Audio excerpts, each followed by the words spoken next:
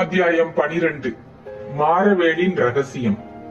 கைகள் இரண்டும் விரித்து தடுக்க, கமல முட்டுகள் இரண்டும் கண்ணை குத்தி விடுவது போல் முனிந்து நோக்க, கருவண்டு விழிகள் கனல் கக்க, துடியிடை சிறிதே அசைய, மாரவேலை அணுக முடியாமல் தன்னை தடுத்த அரசகுமாரியை தன் கூறிய விழிகளால் சில வினாடிகள் அளவெடுத்தான் இதயகுமாரன். கோபத்தின் துடிப்பில் அவள் அழகு 1000 மடங்கு உயர்வதை அவன் கவனித்ததால் அடுத்து என்ன செய்வதென்று அறியாமல் கலங்கினான். கைகளை விரித்து நின்றதால் லேசாக நழுவிவிட்ட கண்ணழகியின் மேலாடை, கண்ணழகியின் கழுத்தழகை மட்டுமின்றி அவள் கட்டிய மார்பு கட்சியின் உச்சி பகுதியையும் அவற்றின் மீது வெளியேறென்று தெரிந்து கச்சைகளை மீற முயன்ற பிறை விளிம்புகளின் அழகையும் வெளிப்படுத்தியதைக் கண்ட இதயகுமாரன் கண்கள் பிரேமையால் நிலைத்தன. சில இடங்களில் பாய்ந்தன, மற்றும் பல இடங்களில் கைகள் ஊன்றப்படாமையால் சற்றே விலகிவிட்ட மத்திய ஆடை கூட இடையின் வளவளப்பையும் இறுக்கப்பட்ட ஆடையால் கண்ணிவிட்ட சிவப்பையும் வெளிக்காட்டியதாலும், மறைந்த இடங்களை பற்றிய ஊகத்துக்கும் அவை இடம் கொடுத்ததாலும், மந்திரத்தால் கட்டுண்டவன் போல் விழித்த சோழ நாட்டு வாலிப வீரன் அந்த சமயத்தில் பெரும் கோழையாகி அவளை தாண்டி செல்ல முடியாதவனானான். நிலத்தில் கால்கள் உறுதியாக ஊன்றியதால் யவ்வனத்தின் செழிப்பை காட்டிய காலின் முழந்தாளுக்கு மேற்பகுதிகள் மிகவும் கடினப்பட்டிருந்த நிலையில், பெண்களின் மலர் உடல் மலராக இருக்கும் சமயத்தை விட கடினப்படும் சமயங்களில் கவர்ச்சி அதிகம் என்பதை நிரூபித்தன. அவன் அப்படி ஊன்றி கவனித்ததைக் கண்ட அரசகுமாரி கால்கள் இரண்டையும் இணைத்துக் கொண்டதால் ஏற்பட்ட இந்திரஜாலம் இதயகுமாரனின் சித்தத்தை அதிகமாக உலுக்கியதை தவிர எண்ணங்களை வேறு வழிகளில் திருப்ப உதவவில்லை. இத்தகைய மோகனகரமான அழகுகளின் எதிர்ப்பே அழைப்பாக இருந்த காரணத்தால் இதயகுமாரன் ஒருமுறை பெருமூச்சு விட்டான். அந்த பெருமூச்சையும் அந்த வாலிபன் கண்கள் தன் அழகுகளை அலசியதையும் காணவே செய்த கண்ணழகியின் கருத்தும் சிறிது சிறிதாக குலைந்து கொண்டிருந்தது. இதில் ஏதாவது ஒரு முடிவுக்கு வர வேண்டும் என்ற நினைப்பில் மெல்ல சுயநிலையை அடைந்த அரசகுமாரி, மாரவேலை எந்த காரணத்தை முன்னிட்டும் இப்பொழுது எழுப்ப முடியாது என்று மிக மெதுவாக வார்த்தைகளை உதிர்த்தாள். இதயகுமாரன் அதற்கு ஏதாவது பதில் சொல்லுவான் என்று சோழ ராஜகுமாரி நினைத்திருந்ததால் ஏமாந்தே போனாள். எதையோ நினைத்துக் கொண்டே அந்த வாலிபன் அக்கம் பக்கம் பார்த்தான். ஒரு முறை அங்கு யாரும் இல்லை என்பதை புரிந்து கொண்டதும் சட்டென்று திரும்பி வாயிற்படியை நோக்கி சென்று கதவுகளை மூடி தாளிட்டான் வேகமாக. அதை விட வேகமாக அரசகுமாரியை அணுகி அவள் இடையில் இடது கையை கொடுத்து அகற்றினான். சற்று வலது கையில் இருந்த மோகன சிலையுடன் கண்ணை மூடி கிடந்த மாரவேலிடம் சென்றான். அரசகுமாரி அவனை மீண்டும் தடுக்க முயன்றாள். அவனை தீண்டாமல் தடுக்க முடியாவிட்டாலும் ஆபத்தில் தீண்டினால் குற்றமில்லை என்ற முடிவுக்கு வந்து மஞ்சத்தில் மாரவேலின் பக்கத்தில் உட்கார்ந்து விட்ட இதயகுமாரன் மீது கை வைக்க போனாள். அவரை எழுப்ப வேண்டாம் என்று தடுக்க, அரசகுமாரி, என்னை தொடாதீர்கள். தமிழகத்தின் பிற்காலம் மாரவேலின் மனதில் புதைந்து கிடக்கிறது. அதை அவர் முடிந்தவரை சொல்லட்டும் என்று கூறினான். மாரவேல் பேசும் நிலையில் இல்லை என்ற அரசகுமாரியின் குரலில் அதிகாரம் மிதமின்றி ஒலித்தது. மன உறுதி இருந்தால் கண்டிப்பாக பேசுவார், கனவிலாவது பேசுவார் என்றான் இதயகுமாரன். ஏற்கனவே பேசிவிட்டார். அரசகுமாரி அவசரமாக சொன்னால் அதை கேட்டுவிட்டாவது இதயகுமாரன் போய்விடட்டும் என்று.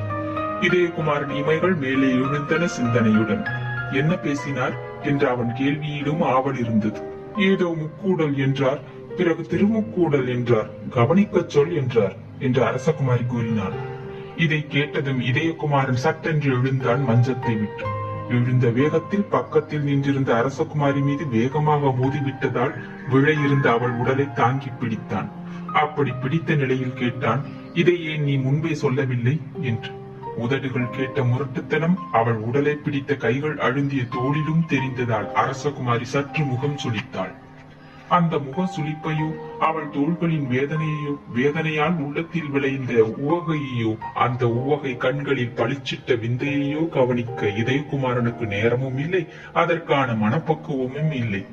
கர்ம வீரனான அவனுக்கு அந்த சில வினாடிகளில் கண்ணுக்கு தெரிந்ததெல்லாம் சோழ நாட்டின் பிற்காலம், அடுத்து தான் செய்ய வேண்டிய கடமை. இவற்றின் விளைவாக, நல்லது அரசகுமாரி, இதையாவது சொன்னதற்கு கடமைப்பட்டிருக்கிறேன் என்ற இதயகுமாரன் அவள் தோள்களை பற்றி இருந்த கைகளை விட்டு மீண்டும் மாரவேலை நோக்கினான். அந்த சமயத்தில் மாரவேல் கண் விழித்தார் மெதுவாக. இதயகுமாரனை கண்டதும் அவர் கண்களில் சிறிது மகிழ்ச்சி படர்ந்தது. ஒளியும் வீசியது. அவனை அருகில் வரும்படி சைகையும் செய்தார். இதயகுமாரன் அவருக்கு வெகு அருகில் குனிந்தான். மெல்ல மெல்ல மாரவேலின் உதடுகள் அசைந்தன. நீ வந்தது நல்லது என்ற உதிர்ந்தன சொற்கள் சற்று சிரமத்துடன். மெல்ல சொல்லுங்கள், அவசரம் வேண்டாம், எதையும் நான் செய்கிறேன், கவலை வேண்டாம் என்று மெதுவாக சொன்னான் இதயகுமாரன். புரிந்ததற்கு அறிகுறியாக தலையசைத்த மாரவேல் அரசகுமாரியை செய்கை காட்டி அழைத்து தனது பின் பக்கத்தில் இருந்த தலையணையை சிறிது உயர்த்தச் சொன்னார். அரசகுமாரி இதயகுமாரனை நோக்கி அவரை மெதுவாக சிறிது தூக்குங்கள் என்று கூறிவிட்டு அவன் மாரவேலின் உடலை லேசாக தூக்கவே பின்பக்க தலையணையை சிறிது உயர்த்தினான். அதனால் கொஞ்சம் வசதியாக சாய்ந்த வண்ணம் படுத்த மாரவேல் இதயகுமாரன் பக்கத்தில் அரசகுமாரியையும் உட்காரச் சொன்னார். அரசகுமாரி சிறிது யோசிக்கவே பாதகமில்லை என்று ஒரு சொல்லை அவர் உதிர்க்க அரசகுமாரி சற்றே நெளிந்து இதயகுமாரன் பக்கத்தில் உட்கார்ந்தாள்.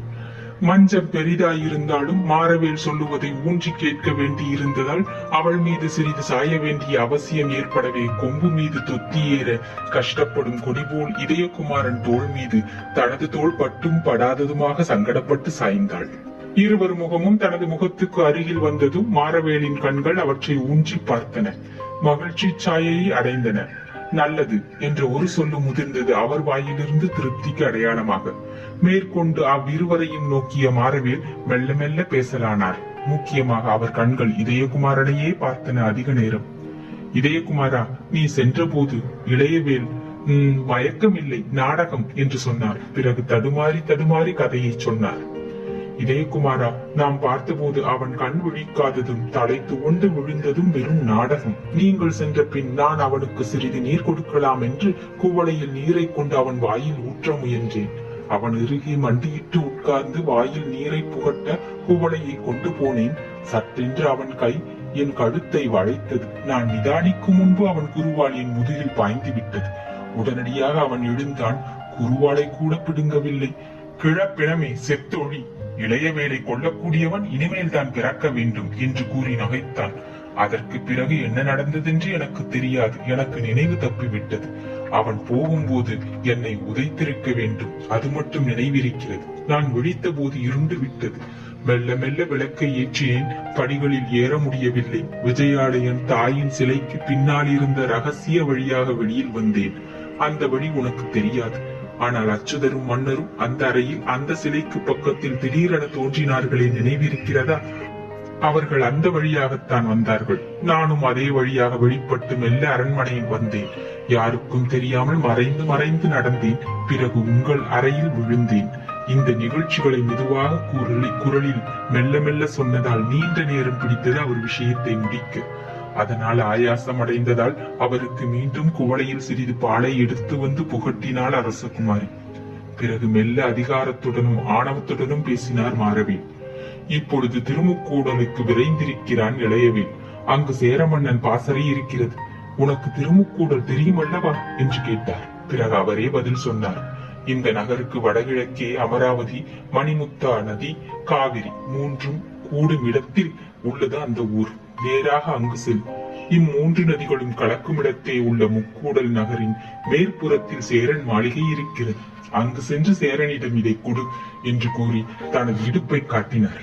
அதை தடவிய இதயகுமாரன் அதிலிருந்து ஒரு சிறு நகையை எடுத்தான்.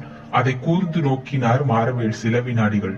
இதை சேர மன்னனிடம் கொடு, அவன் புரிந்து கொள்ளுவான். அவனை இளையவேல் அடையும் முன்பு நீ அவனை அடைய வேண்டும் என்றும் கூறினார். அந்த சிறு நகையை உற்று பார்த்தான் இதயகுமாரன். அது ஒரு சிறு பதக்கம். 4 வைரங்களுக்கு நடுவில் இருந்த பச்சைக்கல் பளீரென பிரகாசித்தது அரை விளக்கில். அரசகுமாரி பிரேமை பிடித்த கண்களுடன் அதை பார்த்தாள். அவள் கண்களில் இருந்த பிரேமையை மாரவேல் கவனித்து புன்முறுவல் கொண்டார். உன் வசத்தில் அதன் ஜோடி இருக்கிறது, அதுவும் தெரியும் எனக்கு. இரண்டும் நான் செய்ததுதான் என்றார். பிறகு இதயகுமாரனை நோக்கி, நீ கிளம்பு, காலம் தாழ்த்தாதே என்றார். இதயகுமாரன் அவர் படுத்திருந்த மஞ்சத்தில் இருந்து எழுந்திருந்தான். மாரவேலுக்கு தலை தாழ்த்தினான். வருகிறேன் என்று கிளம்பினான். ஒரு விஷயம் என்று மாரவேலின் குரல் அவனை தடுத்தது. திரும்பி மாரவேலை நோக்கி இதயகுமாரன், கட்டளையிடுங்கள் என்றான். எந்த காரணத்தை கொண்டும் இளையவேலை கொல்லாதே என்று வேண்டினார் மாரவேல். அந்த வேண்டுகோள் விசித்திரமாயிருந்ததால் அரசகுமாரி, இதயகுமாரன் இருவர் கண்களும் வியப்பை கக்கின. காரணத்தை சொன்னார் மாரவேல். காரணம், அதுவரை அவர் சொன்ன விஷயங்களை விடவும் அதிர்ச்சி தரத்தக்கதாய் இருந்ததால் அரசகுமாரியின் கண்களும் இதயகுமாரன் கண்களும் சந்தித்தன ஒரு வினாடி. விசித்திரம், நம்ப முடியவில்லை என்ற சொற்கள் கண்ணழகியின் கனி இதழ்களிலிருந்து உதிர்ந்தன. இதயகுமாரன் பேசவில்லை. அவன் எண்ணங்கள் எங்கெங்கோ ஓடிக்கொண்டிருந்தன. அத்தியாயம் 12 நிறைவுற்றது. நன்றி, வணக்கம்.